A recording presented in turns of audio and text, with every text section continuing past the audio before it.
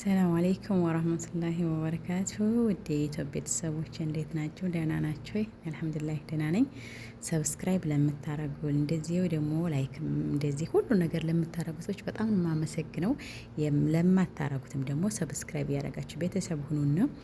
እንግዲህ ዛሬ ደግሞ ያው እንግዲህ ሁላችንም አሁን መንደር ላይ መሄድ ድሮ መንደር ለመንደር እየዞርን ቤት እየቆረቆርን ምናምን እያለ ነበረ ወሬ አክባር ምናምን የምናመጣው። አሁን ግን ያ ቀርቶ በቃ በስልካችሁ ነው ወሬ የምናመጣው ማለት ነው። እኔ ያጋጠመኝ ዛሬ እንደዚሁ ዘወር ስል ኢትዮጵያ ላይ አዲስ ነገር ያኔ እስከ ዛሬ ሰምቼው ማለቁን አዲስ ነገር ነው የሰማሁት ማለት ነው።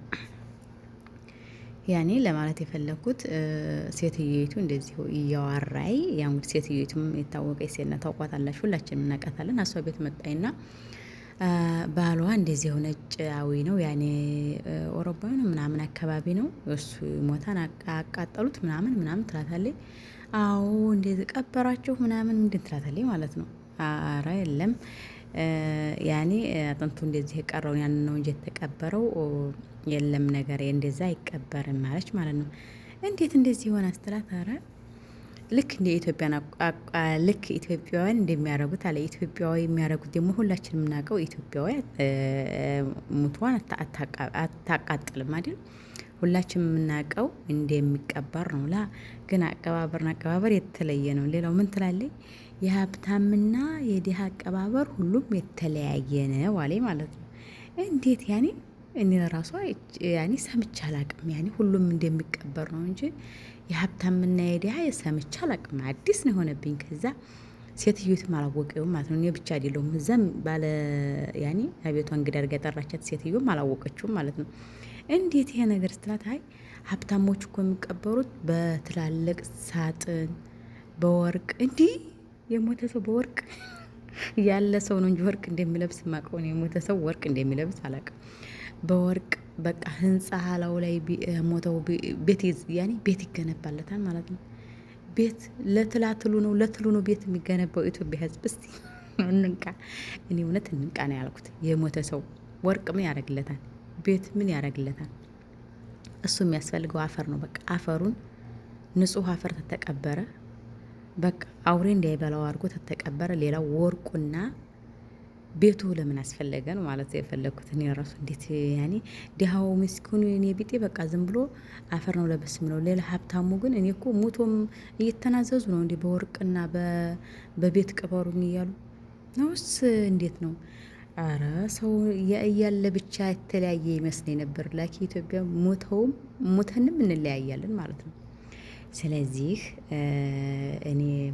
እኔ በጣም ነው የገረመኝና ያሳቀኝ ማለት ነው። አስቆኝ። በወርቅ ተቀበረ፣ በአፈር ተቀበረ። ዙሮ ለትል ነው። ዙሮ ትሊቱ ገብታ መብላቱ አይቀርም፣ ትመገበዋለች። የትል ምግብ ነው። ለምን አስፈለገ ነው ማለት። እኔ እየተቃወምኩ አይደለም። ሁሉም የራሱ ምንድነው ስሙ የራሱ ሁሉም አለው ማለት ነው። ሁሉም የሚተገበረው። ስለዚህ ያኔ ግን ያኔ እንደ ወርቁን ላለ ሰው ምን አለ ብሰጡት ማለት ነው። ያኔ ብንሰጠው ሰጥተነው በህይወት እያለ ህይወቱን ቢቀይርበት ልጆቹን ቢያሳድግበት ምን አለ ቢጠቀምበት። ትል የምትበላው ወርቁ ያው አበላውም ያው እንግዲህ ሌላኛው ትውልድ ሲመጣ ቆፍሮን በሆነ አውጥቶ ይጠቀምበታል እንጂ እሱማ መቼም ወርቅ መቼም ሚሊዮንም ዓመት ቢኖር እንደማይቀየር ነው የምናውቀው። ስለዚህ ሌላኛው ትውልድ መጥቶ እንዲጠቀምበት ለዛኛውም እንዲሆን አላቅም። እኔ እንግዲህ የዛሬ የሰማሁት ነገር ነውና ግርም ብሎኝ በጣም ገርሞኝ እየሳኩ የሚያዳመቅኩት ግርም ብሎኝ የሚያዳመቅኩት ማለት ነው። እኛ ኢትዮጵያውያን መሻላ ኢትዮጵያ ተሁሉም ተዓለም የሚለያት አማኝ መሆኗ ነው። ያኔ አማኝ ናት። ግን ደግሞ ያኔ በወርቅ መቀበሩን ሰው እኔ አላቅም። ሰው ወርቅ ይዞ መቀበሩን አላቅም። ወርቅ ይዞ እፈር ውስጥ መግባቱን ለትሎቹ ያኔ ብዙ ሰውን ለትሎቹ ነው ማለት ለጡሲ ወርቅ ይዞ ነው ሄዱን አላቅም። ቤት ተሰራ አልተሰራ ቤቱ ምን ያደርግለታል? ቤቱን ወጣ ብሎ ሊዝናናበት ነው ጧትና ማታ አየር ሊቀበልበት ነው? ምን ሊሆነው ነው ቤት የሚያስፈልገው? ያኔ የተቃወምኩ አይደለም። ያኔ ግን እንዲሁ በቅንጭላታችን ተታሰበ የሞተ ሰው የሁሉ ያስፈልገው። በቃ ሰው የሚቀበርበት ቦታ ወስዶ መቀበር። በሳጥን ከሆነ ደግሞ ሳጥኑ ለምን ወርቅ ይሆናል? የእንጨት ካስፈለገ የእንጨትህን ገጠምጠም አድርገሽ አንጨቶች ውስጥ ገባ ብለሽ በቃ እዛው መተኛት ነው። ወርቅ ግን እኔ በወርቅ በእውነት እኔ ገና ዛሬ ነው የሰማሁት። ይቅርታ አድርጉልኝ፣ እየተቃወምኩ አይደለም። ግን እኔ እዚህ መጥቼ የማወራችሁ ስለገረመኝ ነው። ያኔ ስለገረመኝ ነው። ድሃው ዝም ብሎ ነው የሚቀበረው፣ ሀብታሙ በወርቅ በቤት በህንጻ ደግሞ እኮ ቤት ዝም ብሎ ቤት አይደለም፣ ህንጻ ነው የሚገነባለት ማለት ነው። ኧረ ደህና ነው።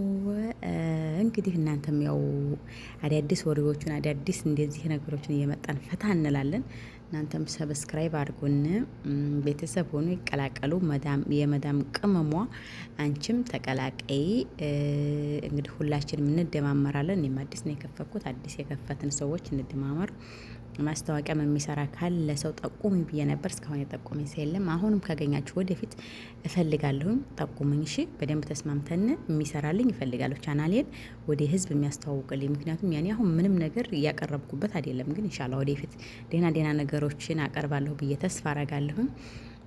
ስለዚህ አሁን ወደ ሰው የሚያስተዋውቅልኝና ትንሽ ቢያንስ 1000 ሰብስክራይብ እንኳን የሚያስገባኝ ሰው እፈልጋለሁ ማለት ነው። እናንተም ያያችሁት ሁሉ ምንም እኮ እንትን አይልም። ይሄን ዝም ብለን ምንም የሚያስከፍል ነገር የለም። ምንም ያገኘሁትን ሁሉን አዲስ የከፈተን ሰው ሰብስክራይብ አረጋለሁ። ሰብስክራይብ ደግሞ ይሄን ምንም ኢሜላችን አንዴ የከፍተን ነው። ስለዚህ ምንም አያስከፍልም። ለሌላ ሰው የሚጠቀምበት ከሆነ ይጠቀምበት ነው ሰብስክራይብ አድርጌለት። ስለዚህ ሁላችሁም ሰብስክራይብ አድርጉ። እንደዚሁ ደግሞ አንዳንድ ወሬዎችን እያመጣሁ አዲስ ማቃቸውን ሹክላችኋለሁኝ እና ማሰላማ